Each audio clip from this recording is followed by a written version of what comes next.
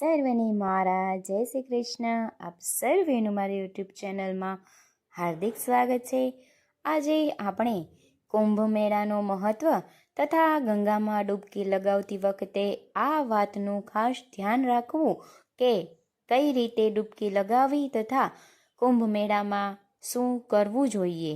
તો વિડીયોને અંત સુધી જરૂરથી નિહાળજો. વિડીયો પસંદ આવે તો એક લાઈક જરૂરથી આપી દેજો. દર 12 વર્ષે એકવાર યોજાતા મહાકુંભ મેળાનું આયોજન આ વર્ષે થવા જઈ રહ્યું છે. દર 12 વર્ષે એકવાર કુંભ મેળો યોજાતો હોય છે. જો તમે પણ મહાકુંભ મેળામાં જવાના છો તો તમારે ગંગામાં ડૂબકી લગાવતા પહેલાં અમુક વાતોનું ખાસ ધ્યાન રાખવું. તો આ કઈ બાબતો છે તે આપણે જાણીએ. ભારતમાં આ વર્ષે મહાકુંભનું આયોજન થવા જઈ રહ્યું છે. દેવગુરુ વૃષભ રાશિમાં અને ગ્રહોના રાજા સૂર્ય મકર રાશિમાં પ્રવેશે છે ત્યારે મહાકુંભ મેળાનું આયોજન થવાનું છે. દર 12 વર્ષે એકવાર મહાકુંભનું આયોજન થતું હોય છે. એકવાર પૃથ્વીની પ્રદક્ષિણા કરવાથી જે પુણ્ય પ્રાપ્ત થાય છે તે મહાકુંભમાં સ્નાન કરવાથી અને કલ્પવાસ કરવાથી આપણને ફળ પ્રાપ્ત થાય છે. તો પૃથ્વીની એક વખતની પરિક્રમા બરાબર આ કુંભ મેળાનો વિશેષ મહત્વનો લાભ વધુમાં વધુ ભાવિક ભક્તો લે તે આપણે પ્રાર્થના કરીએ. તો આપણી પૌરાણિક કથાઓમાં પણ મહાકુંભનું વર્ણન કરવામાં આવ્યું છે. મહાકુંભમાં કલ્પવાસનું ખૂબ મહત્વ રહેલું છે, જેમાં શ્રદ્ધાળુઓ ગંગા અને યમુનાના તટ પર 1 મહિના સુધી રહે છે.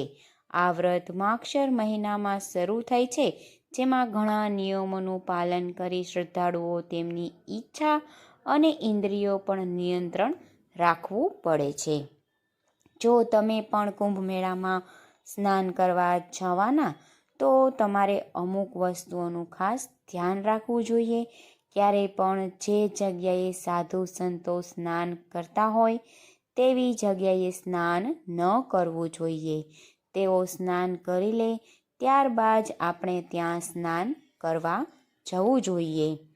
મહાકુંભ મેળા સમયે તમારે ઓછામાં ઓછી 5 વખત ડૂબકી લગાવવી જ જોઈએ અને લગાવી અને સ્નાન કરવું. તેનાથી તમને સારું ફળ પ્રાપ્ત થશે. જો મહાકુંભ મેળામાં જવાના હોઈએ તો સંગમ ઘાટ પર સ્નાન કર્યા બાદ ત્યાંથી ત્રિવેણી જળને અવશ્ય ઘરે લઈ જવું જોઈએ અને આ જળ ઘરમાં મંદિરમાં રાખી અને સારા અવસરો પર આખા ઘરમાં છાંટવું જોઈએ, જેવી રીતે આપણે ગંગાજળનો ઉપયોગ કરતા હોઈએ છીએ. તે સિવાય સંગમ ઘાટની માટીને કોઈ માટીના વાસણમાં લાવવી જોઈએ.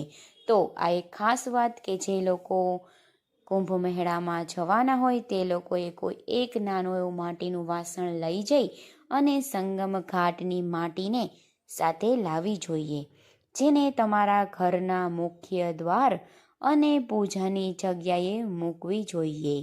તો આ એક વિશેષ માહિતી કે એનું મહત્ત્વ ઘરમાંથી દરેક નકારાત્મક ઉર્જાઓ દૂર થઈ સકારાત્મક ઉર્જાઓ આપણા ઘરમાં પ્રવેશ કરે અને ઘરમાં સુખ શાંતિ સમૃદ્ધિ જળવાઈ રહે તથા સર્વે રોગોથી દૂર રહીએ અને સ્વસ્થ અને સારું જીવન આપણું સૌ કોઈનો પરિવાર પસાર કરી શકે.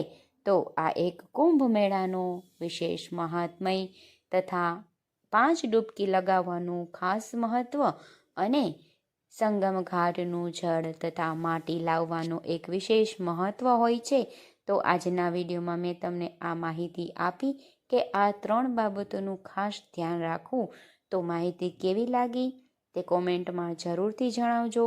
અને જો ચેનલમાં નવા હોય અને ચેનલને હજુ સુધી સબસ્ક્રાઈબ ના કરી હોય તો જલ્દીથી કરી દેજો અને વિડીયોને શેર કરજો, જેથી કરીને માહિતી બધા સુધી પહોંચી શકે.